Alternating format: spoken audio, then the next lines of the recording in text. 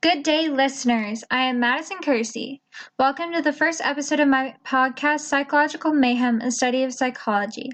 This episode, we will be discussing bipolar disorder, histrionic personality disorder, and cognitive behavioral therapy. We will follow along with a case study of a fictional character named Madalena, who is 25 and has bipolar disorder and histrionic personality disorder.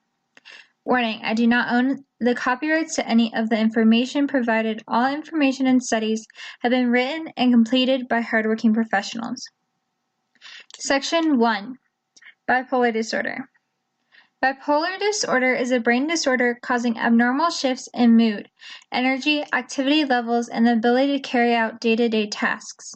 Bipolar I disorder is when you have maniac episodes lasting at least 7 days or by maniac symptoms causing you to be hospitalized immediately.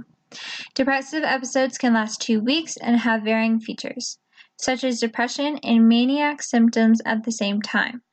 Bipolar II disorder is a pattern of depressive episodes and hypomanic episodes that are less severe than bipolar I.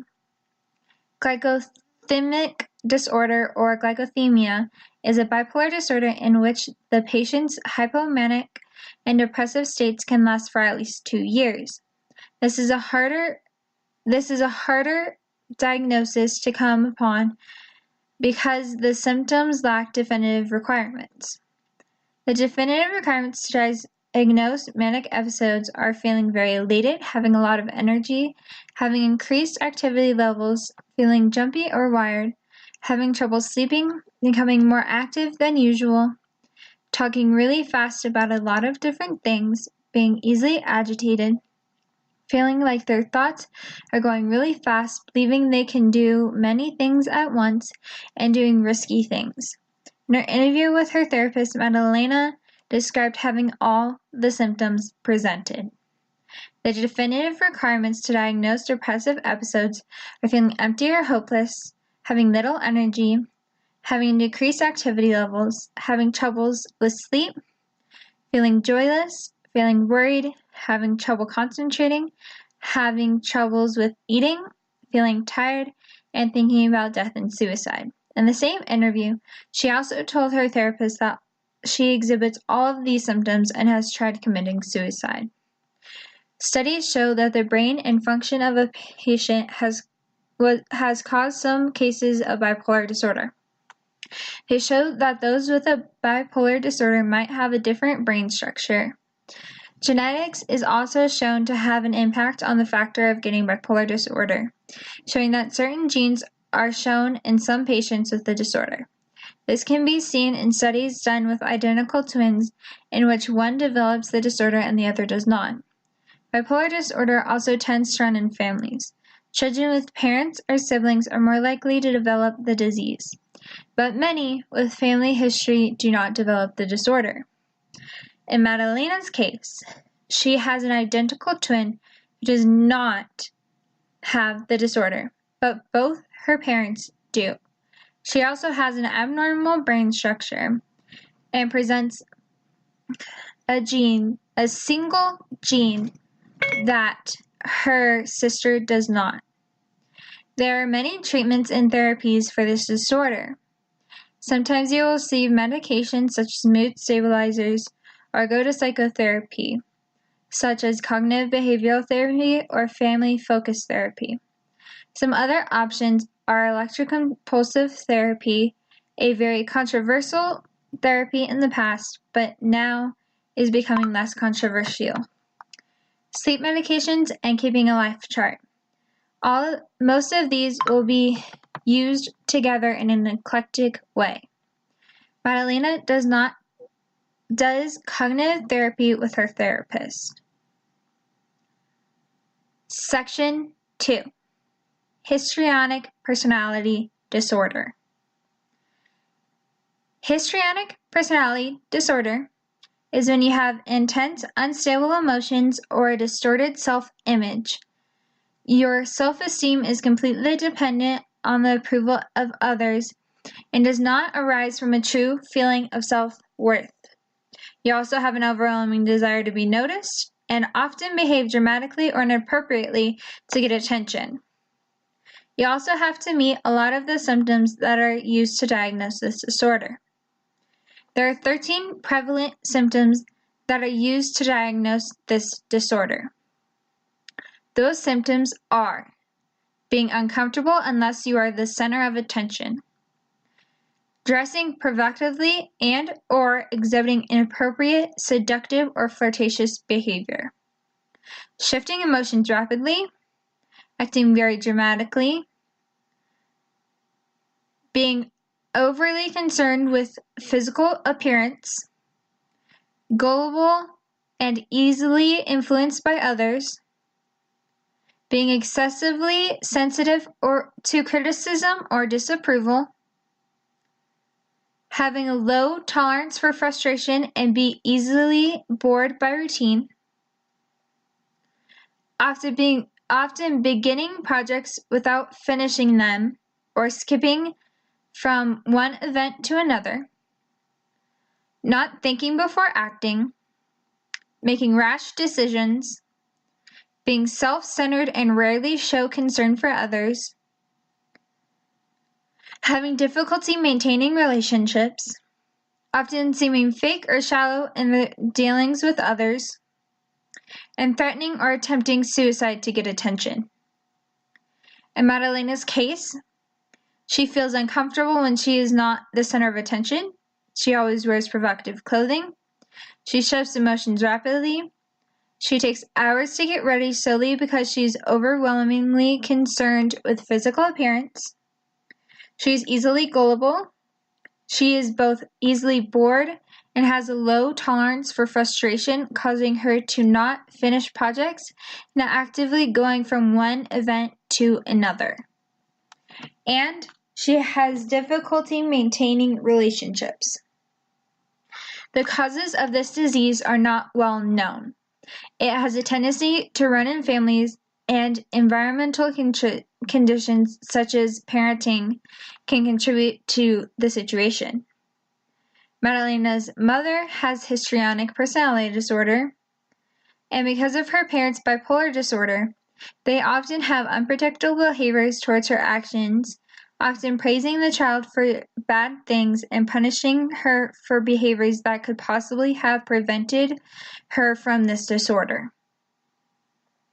It can be very hard to treat patients with histrionic personality disorder because many of them believe they do not need help. But when they do seek the help, they normally seek it for their depression and go to one of the many types of psychotherapy. In Madalena's psychotherapy sessions, she often gets very agitated when her therapist brings up that idea that she has histrionic personality disorder. There are many subtypes of histrionic personality disorder. Theatrical histrionic is characterized by a person being extremely dramatic, romantic, and attention-seeking.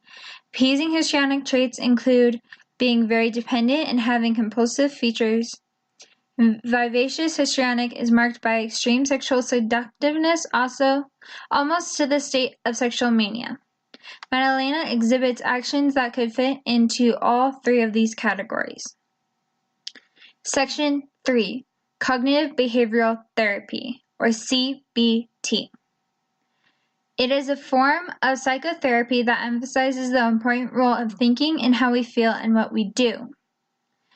It is based on cognitive model of emotional response, meaning it is based on the idea that thoughts cause feelings and behaviors. The benefit of this is that we can change the way we think to feel or act better even if the situation does not change. It is brief, causing the average number of sessions clients receive is only being 16. It is time limited, meaning it helps clients understand at the very beginning of the therapy process that there will be a point when the formal therapy will end. It is a Socratic method, meaning the therapist and client are both asking questions and gaining understanding.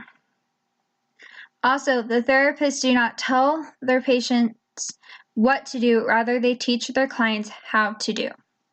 CBT is largely based on educational meaning. Madalena really likes this type of therapy because she likes getting over with things quickly and likes learning new things as long as they do not cause her frustration. While reading the study, the role of intrinsic brain functional connectivity and vulnerability in reliance to bipolar disorder, she read the results that global network properties were preserved in patients and their siblings, 78 patients with bipolar disorder, 64 unaffected siblings, while both groups show reductions in cohesions of the system network. Conversely, integration of the default mode network was increased in the sibling group compared with the group patient and the healthy volunteer group, which contains 41 healthy volunteers. So the authors came to the conclusion that the trait related to vulnerability of bipolar disorder was associated with the reduced resting state cohesiveness of the sensory motor network in patients with bipolar disorder. She also read monotherapy in sufficient and severe anxiety, predictors and moderators in the child adolescent anxiety multimodal study. This study chose 488 youths with generalized social and separation anxiety disorders to cognitive behavioral therapies, sertraline, both or pill placebo effects. Regarding moderators, Hispanic ethnicity predictor higher IE-rated anxiety after CBT and higher parent-rated anxiety after sertraline. Their main effect findings suggest youth with severe anxiety, low socioeconomic status, and obsessive-compulsive disorder benefit less from current first-time treatments relative to other anxious youth. She also read this founder lived with a secret bipolar diagnosis for years. Today, his company tackles the stigma by Megan Bruneau. It talks about the story of the founder of Campfire, Daniel Porasker. He answers questions such as, how do you find resilience in face of bipolar disorder? He says there are a few components that are important to me. One, having a strong support network for me that consists of my family, friends, professionals, and my community on Campfire.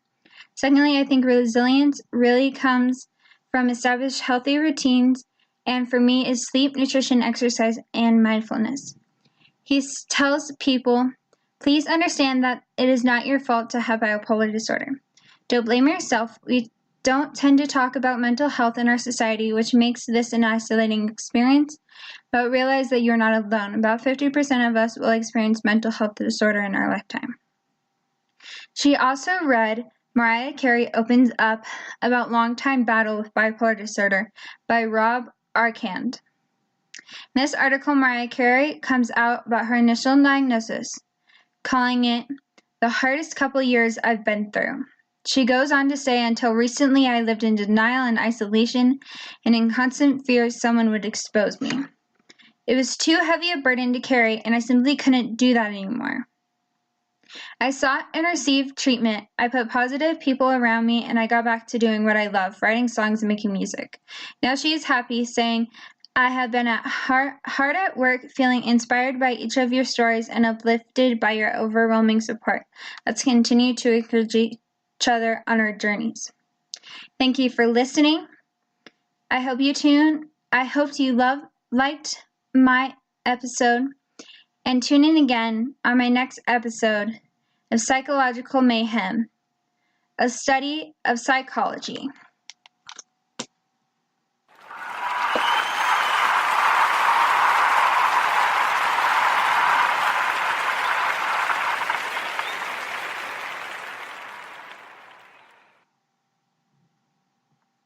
Thank you again for listening. This is Madison Kersey signing off. Hope you join in next time.